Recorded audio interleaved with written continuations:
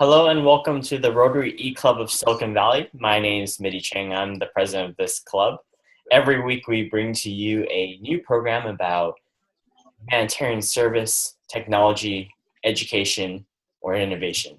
We're really excited to bring to you a program this week that covers an exciting topic that everyone should be familiar with. And before we introduce our speaker, though, I'd like to introduce two of our folks on the call. The first one, in no particular order other than the one I see, right below me is our membership share, Shags.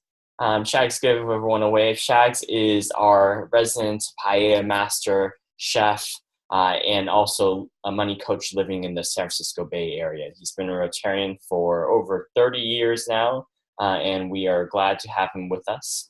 Next to Shags, we have Elsa. Elsa, you can give everyone a quick wave. Elsa is a guest of our club, and she's attended quite a few of our recordings, and she's a rotor actor based out of Oklahoma, currently still traveling in Europe, I believe. But we're going to actually turn it over to Elsa for some of her own comments pretty shortly, because she is actually going to be introducing our guest speaker, because Elsa is actually our connection to our guest speaker, Robert. So Elsa, if you would like to take it away from here and introduce Robert, that would be perfect. Hi, everyone. So our guest speaker today will be Dr. Robert Greenstreet. So we are both from District 5770 in Oklahoma. Dr. Greenstreet was Professor Emeritus of Communication Studies at East Central University, where my Rotary Club is based out of. And he has 40 years of teaching presentation and communication, coaching speech, and debate teams. For Rotary, he's been in the Rotary family for 27 years, is a Paul Harris Fellow and a major donor, is the past Ada Sunrise Rotary Secretary and President, and is the current District Governor of 5770. And he is here today to tell us more about the impact of Rotary and Rotary eClubs. So let's give a round of applause to Dr. Greenstreet. Yay. Okie dokie. Thank you, Elsa, and thanks, Mitty, for the invitation. What I'm going to discuss today are 5 Bs for effective or confident presentations. We present all the time, whether it's one-on-one or one to several hundred. The only differences are matters of degree. And I'm trying to distill, well, let's put it this way. I started studying public speaking in 1962, so I'm trying to distill this into about 15 or 20 minutes, so bear with me. So the 5 Bs is just a mnemonic device, makes it easy to remember. There were 5 main points. None of the main points by itself would actually start with a B, but they're all kind of, I wouldn't think of them as commandments. They're all suggestions that start with the word be. So the first of them is to be yourself. Many of us, when we are faced with stressful situations, try to figure out how we can be most impressive to others. And unfortunately, a lot of the time, that's not by being ourselves. We try to be some ideal or someone else. That doesn't work for speakers. I'm going to give you an example of a speaker who was himself, who was far from being perfect. And it's probably a person you would not suspect. That would be Dr. Martin Luther King Jr. And what we'll consider is the I Have a Dream speech. If you listen to that 17-minute audio, not only will it be 17 minutes very well spent, but if you pay attention, you'll find that King messes up half a dozen times, completely forgetting where he's going at least once in the presentation. So my question to you, if you're planning to be someone else to impress us, is how much better a speaker than Dr. King do you plan to be? And how realistic do you think that expectation is? Perfection is not possible. We're human. Mr. Rogers would tell you that. There's only one you. What you want to strive to be is the best you can be, not some unreachable ideal. Humans are imperfect. Get over it. Ideally, we try to be genuine, we try to be sincere, and we try to be conversational, because what we're doing in a presentation is engaging everyone in our audience one-on-one. It just saves a great deal of time by having them all there together. So the first be yourself. Be who you are, learn to live with who you are, be the best you can be. Second, it's helpful if you can be prepared. That doesn't just mean knowing your subject, though certainly that's essential. One element of preparation that many speakers overlook is the need for a specific purpose. Complete this sentence. At the end of my presentation, my audience will complete it with an action verb, not they will be more knowledgeable about. Complete it with something they will do, because that's your goal for the presentation, and everything you include in the presentation should be based on achieving that goal.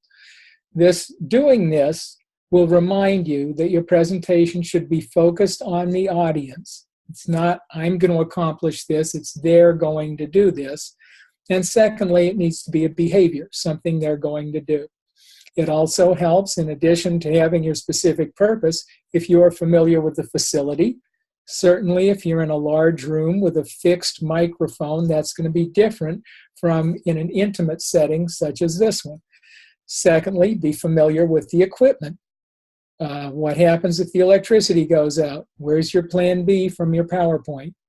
Okay, and third, it certainly helps if you're familiar with your audience. And in this case, talking to a group of Rotarians, I have a pretty good idea that you're going to be engaged in presentations, certainly in presentations to larger groups, as you become more engaged with the leadership in your club and with your district. So be yourself, be prepared.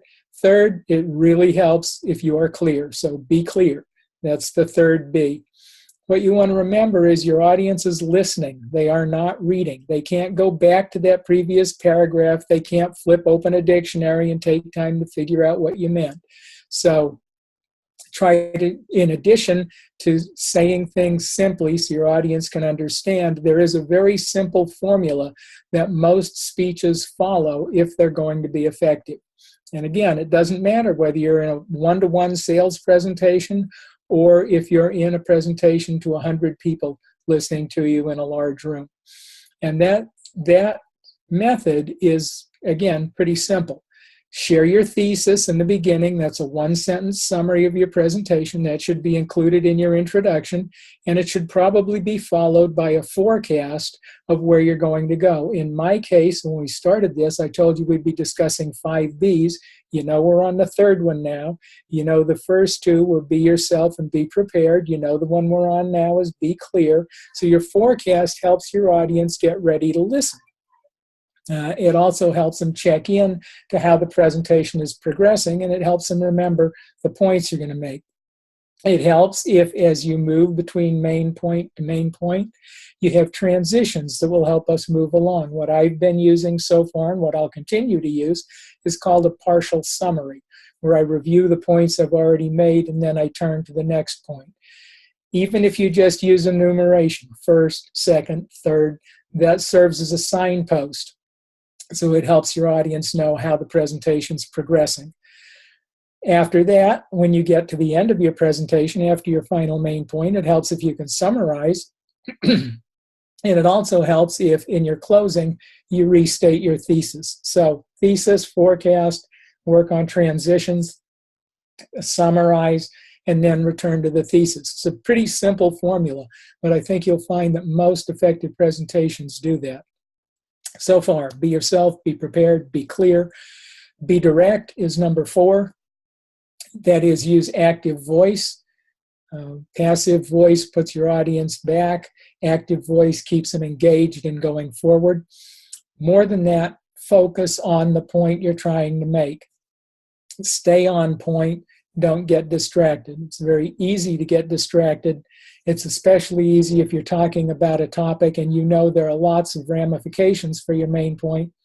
Let your audience ask you questions about those later. Just make your point. And remember, nobody ever went wrong following the KISS formula. It's not the formula my dad told me. Keep it simple, stupid. We prefer keep it short and simple. let your audience understand. That's the main objective. The final B, in addition to being yourself, being prepared, being clear, and being brief, being direct, is to be brief. You don't want to be hasty. You don't want to be too fast. Your audience needs a certain amount of sink-in time to understand the ideas that you've been discussing. So allow them time to do that. Make sure you have made your point fully, and a little amount of redundancy is helpful. Too much, they'll fall asleep. Remember that what you want to follow is the principle of the golden mean, and this advice only goes back somewhere in the neighborhood of 2,800 years. No, I don't remember that from personal experience. The principle of the golden mean is basically nothing to excess. You want to do enough, but you don't need to do too much. So be yourself, be prepared, be clear, be direct, be brief, and it would help if you kept in mind that there is really only one honest answer to any question you ask about giving a presentation. It depends. Should I be funny? It depends. Can you tell a joke? It depends. Is the audience ready for humor? It depends. That's the only answer, the honest answer you can give anybody about every public speaking situation. So with that, if you follow these 5 Bs, I hope you'll find that you are more confident in giving more effective presentations. I'm ready for any questions. All right, terrific. Thank you so much, Robert, for the wonderful presentation. Really? We have our sound effects master, Shags, there. As Shags and Elsa are thinking about questions they want to ask you, I'm going to start us off. So you train governor-elects in terms of the presentation skills. So I was wondering if you could maybe speak a little bit more about what are some of the most common struggles that you will hear about, or you will have some of the audience members that you're training ask you about in terms of presentation skills and what they should prepare for.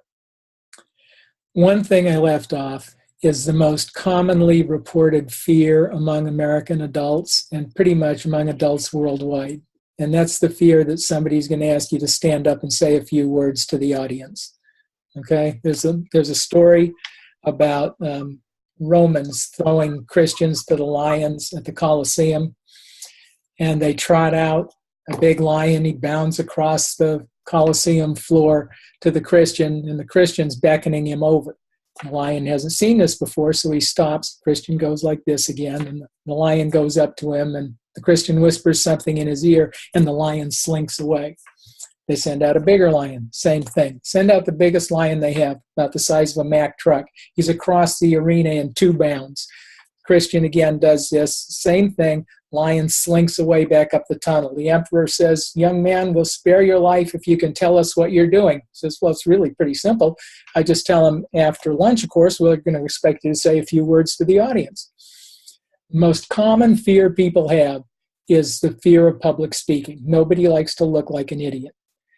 So the most frequent question I hear is, "Hey, I'm good talking one-on-one with people, but when I get up in front of a crowd, it's really difficult, and my ideas get all foggy, and I don't remember where I'm going, and I look like a dope." Well, go back to number 1, be yourself, be prepared, know your subject, have minimal notes if you need them, but the main thing you want to remember is they're on your side. They came here to hear you. They want you to be clear. They want to understand what you have to say, and they think you have something of value. Share it with them. Ask yourself, who in my audience would I be worried about talking to one-on-one? They're just saving you time by all being there together. And if you can say this one thing, you're going to think this is really stupid.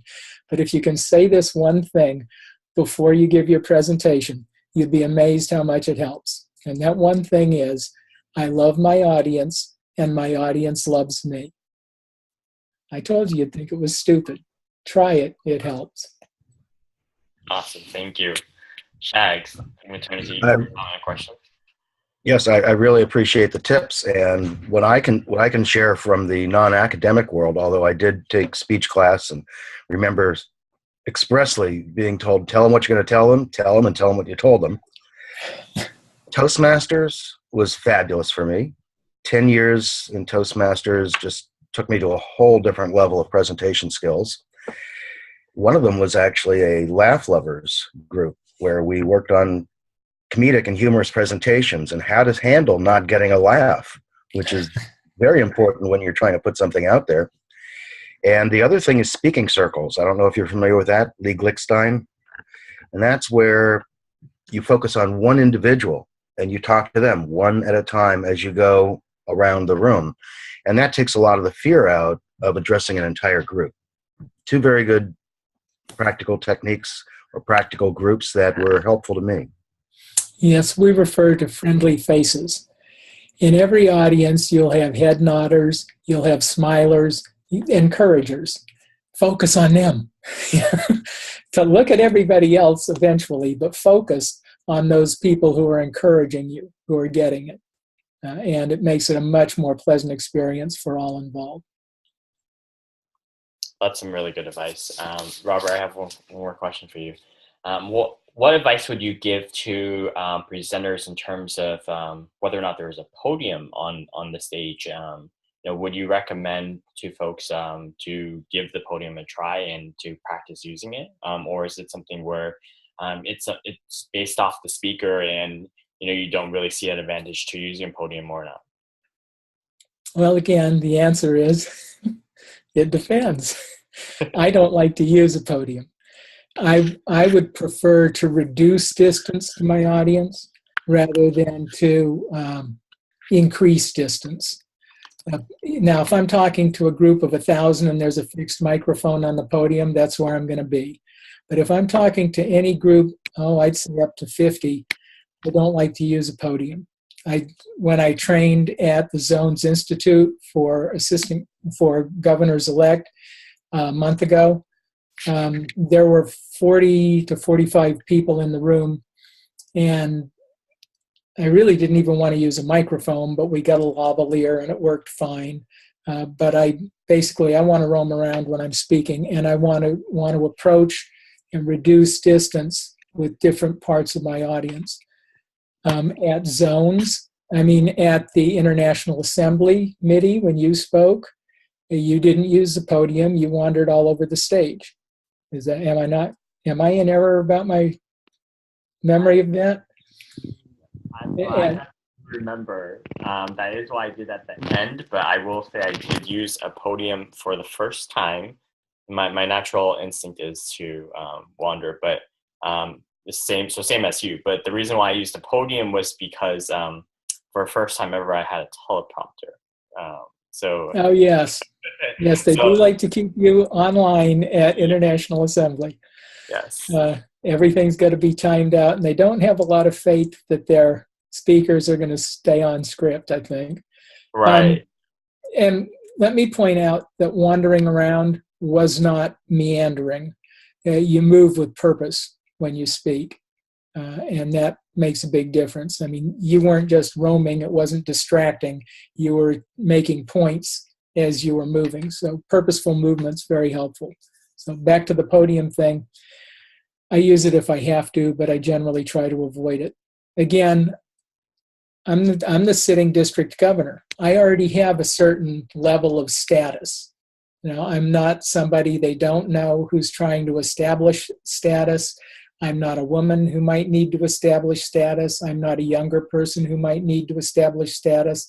It's kind of granted to you when you're governor. So my job is to try to reduce the distance. I want to be approachable rather than to establish respect. And the podium can help with that latter thing. So there are times when it's useful. I don't use it. Good. Thank you for those comments. And I'm going to turn it to Elsa for a question or comment. Elsa. Okay, well, I just wanted to say that you gave a wonderful presentation, Dr. Greenstreet. And I also forgot to mention, but Dr. Greenstreet is one of the sponsors, and his Rotary Club is one of the sponsors for East Central University Rotaract, along with Ada noon Rotary. And so he and Dr. Arlie Daniel, who is the incoming district Rotary governor, will be the Rotary governors of our district for these coming 2 years. And I guess I will ask a question to Dr. Greenstreet, because last year I joined Rotaract about 2 years ago. And I remember last year being the incoming president to, hope it's not too loud, to EC Rotaract. I remember the first meeting I had to lead. I was so nervous. There were so many things I still didn't know yet about Rotary and Rotaract. And I remember you would ask me a lot of questions when I was up there speaking. And so I feel like sometimes people are scared, like you said, to do public speaking, because not only because they're afraid people will ask them to stand up and say something, but if they're not sure to the answer to a question, they don't want to look like an idiot. So I would say, if there is an answer to a question that you're ever asked, like as somebody who's just brand new to public speaking, in order not to like freeze on stage or lose confidence, what kind of advice would you give to someone who isn't sure about a question they've been given or in front of an audience? Now, I forget when people are speaking just how nervous they are. So actually, I did ask you several questions. There were questions that were designed to help you stay on track with where you were going and help you explain yourself more fully. But from your perspective, they probably didn't seem like that. What you want to remember, nobody knows everything. Don't be afraid to tell people you'll get back to them on that, and do get back to them on that. Don't make promises you're not going to keep. And secondly, don't be afraid to turn the question back to them. Especially if it's an opinion question. Well, how do you feel about that? What do you think we ought to do? What do you see as our alternatives? Not only does that give you more time to think, but it also you find out what their real question is. Because oftentimes they'll ask a question when really they're trying to make a point. Terrific. Thank you so much, Robert, for your time. We really appreciate it. Our guest again this week has been Dr. Robert Greenstreet, the sitting Rotary governor over in Oklahoma. Robert, I'm going to turn it to you for some final words for closing, and then we'll wrap up the meeting. Thank you. Again, if you can remember that what a presentation to an audience is animated conversationality. You're having a conversation with everybody in the room. So if you remember, you're talking to one person at a time, but you have to be a little bigger because you can't look at everybody at the same time, you'll do fine. Trust yourself and prepare for it. You might remember Johnny Carson, 31-year host of The Tonight Show, entertainer par excellence. He had a guest, Dr. Holter, and once you're a gentleman of a certain age, you know who that is. Dr. Holter invented the Holter monitor, which measures your heart rate. It's like you're wearing a little Walkman, iPod, cell phone-sized device that records your pulse, your heart rate at different points. It's like you're wearing an octopus of these sensors on your chest. And for 24 hours, you wear this, and it records your pulse, and the doctor goes back and looks at it. It's used for heart issues. So Carson wore it for a week before Dr. Holter came on his show. All day long, his heart beats a steady 72 beats a minute, meeting with his music person, preparing the monologue, meeting with the writers, reviewing the skits, having a power lunch with future guests, meeting with his producer. 72 beats a minute, steady as a brick. 5 minutes before his monologue, his heart rate jumped to 150, and it stayed there for the rest of the show. You want to be nervous. You want to be keyed up. Holter asked him, "Do you know that's happening?" He said, "Well, of course I know it's happening. I want it to happen." Holter was surprised. Carson said, "If that doesn't happen, I'm flat. If I'm flat, the show stinks. Nobody wants to tune in tomorrow night. I have to be keyed up. I have to be ready." So expect yourself to be nervous. Recognize that you're going to be keyed up. Try to use that to your advantage. Thanks for inviting me. Thank you so much, Robert. Thank you everyone for joining us. As a quick reminder, we will have a comment section below this video, so please leave a comment if you have not yet. Tell us what you thought about the program. Ask Dr. Robert Greenstreet a question if you'd like, and we'll ask him to maybe come back and respond to those comments. And there's also going to be some related links right below this video as well. Thank you again for joining us for our program this week for the Rotary eClub of Silicon Valley. We hope to see you next week. Take care, everyone. Bye now.